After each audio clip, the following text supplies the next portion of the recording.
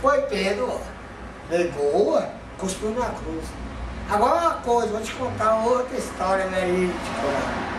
Minha mulher me bateu que eu sofri com porra. Perdi minha filha, foi por... Perdi minha filha, foi lá pro... Como é que chama? Esqueci. Ceará, é. Gosta dele, daqui a pouco eu chego lá no mundo. Já quis ver no mundo uma vez. Aí tava comendo, escuta, história verídica, verídica história. Eu morei em Brasília, apanhei com morro, a cavalaria morreu, tudo bem. Espera aí, vou contar mais história. Aí, toda essa história aqui distraída, você tava aqui.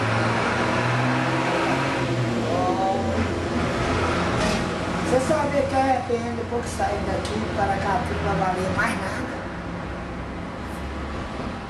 Grava esse trem aí, pra ficar gravado. Você, rapazinho, veio de Brasília, se vira. Não, quando a história mais chega. Não, a Vitória foi embora, se vira. O que tá arrependendo? Arrepende, vai subir pra cá, tudo peso. Oh, não conta a história que você apanhou sua mulher, ué? A nome da mulher já conhece. E da sua filha? Minha filha tá viajando.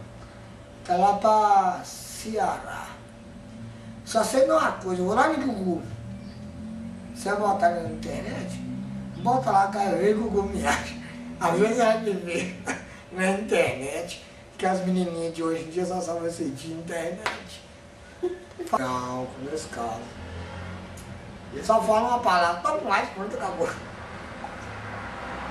Não, vou contar. Não, dança, Creu, é isso. Rapidinho, vai. Creu, filma aí.